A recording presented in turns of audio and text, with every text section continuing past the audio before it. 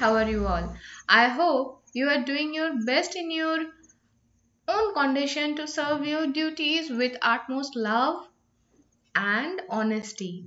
And we are going through successfully in this unknown adventure. So let's start a new story from Bengal fairy tales written by Francis Bradley Birt. This book was first published in the year 1920 and this book was illustrated by Abanindranath Thakur. So let's start a new story from part 2 and today we are going to read Pushpamala, the Wreath of Flowers. So let's start.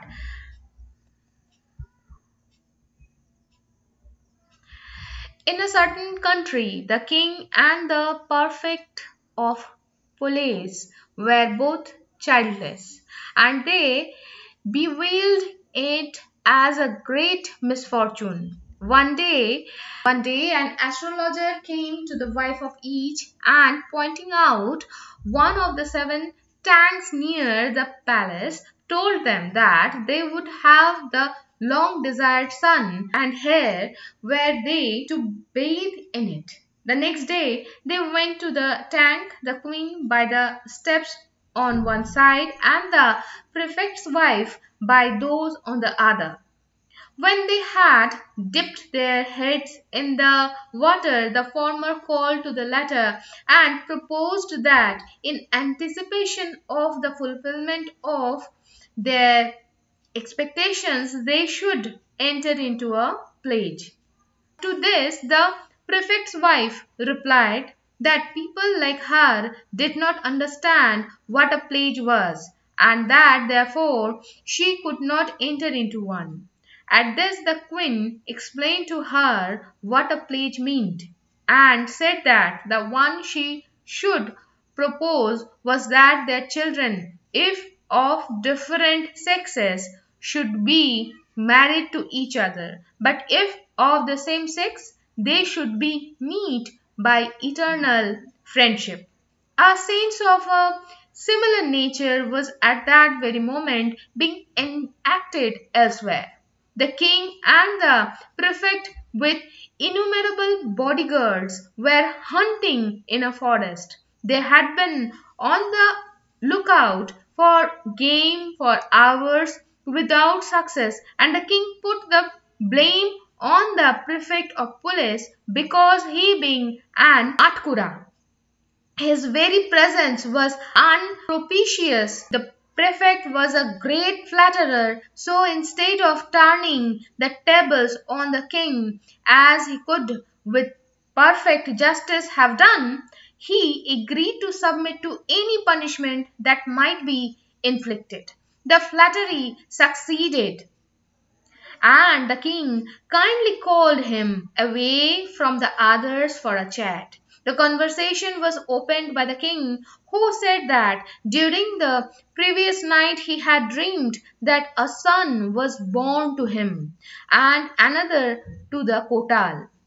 To this, the latter, with 1,000 apologies and with folded hands, begged permission to say that he had had a different dream, that a daughter was born to him, his master being blessed with a son. Contradiction was unbearable to the autocrat, and in a rage he ordered his companion to break off a leaf from the banyan tree standing by and bring it to him, so that he might put down in writing what he had to say concerning the matter under discussion between them. The leaf was brought, and the king wrote on it, "If, Kotal, you have a son, and I a daughter, I will marry them to each other. But if the reverse happens, I will have you beheaded again. If each of us gets a male child, I will give half my kingdom to your son." Of course, the Kotal could not but accept the conditions. In due time, the queen and the Kotal's wife gave birth, the former to a girl of unusual beauty and the latter to a male child. Time helped the growth of each, and the two children were, when 5 years old, sent to the same Pathshala. Pushpamala, the king's daughter, sat on the throne while the Kotal's son sat below. In their studies, they made rapid progress, especially in reading and writing, in which they showed great proficiency. One day, the pen in the hand of the princess accidentally dropped on the ground, and the Kota's son eagerly picked it up and gave it back to its owner. The same thing happened 7 days in succession, but when on the eighth day the pen of the princess again fell to the ground, the Kota's hopeful did not take it up, and on being asked the reason said that he would never more serve Pushpamala in any way unless she exchanged garlands with him. The princess was thunderstruck, and when the Pathshala broke up, she returned home in an angry frame of mind.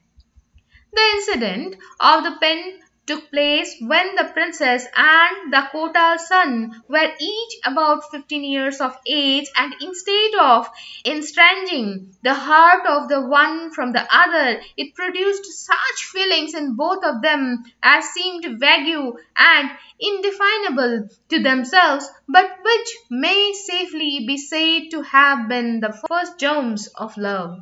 Next day, the pen that the Kotal's son was using slipped from his hand, and the ink from it was spilled on the prince's face and clothes.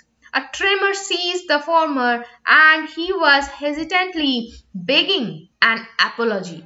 When the latter picked up the pen and made it over to him, the boy, for reasons best known to himself, went home before the usual hour of dismission, leaving his bundle of books behind but taking away the pen. The Pathshala broke up at the appointed time, but Pushpamala lagged behind. It struck 12, yet she had not arrived home, and her mother grew anxious.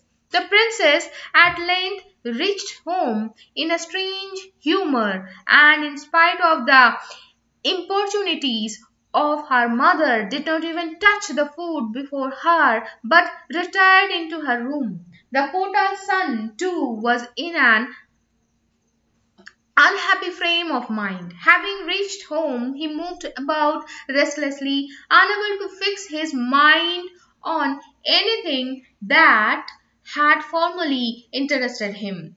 Fate at last directed his wandering steps into his father's bedroom. Lying down on the bed, he fell into a reverie which was suddenly broke in upon by the banyan leaf on which the king had drawn up and signed the contract between him and the young man's father with regard to their unborn children, falling upon him. Taking up the leaf and reading what was written on it, the Kota's son learned that he had the right to demand the prince's hand. Rushing into the king's presence with a sword in his hand and the leaf in his pocket, he begged for the fulfillment of the royal promise. The king was at first thrown into confusion, but in the twinkling of an eye he collected himself and ordered the young Kotal to be driven out. The young man, much mortified,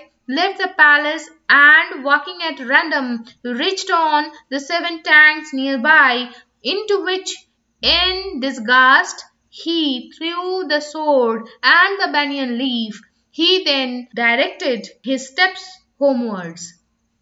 So, what happened next, we will come to know tomorrow in the next episode. So, till then, be happy, be jolly. Ta-da!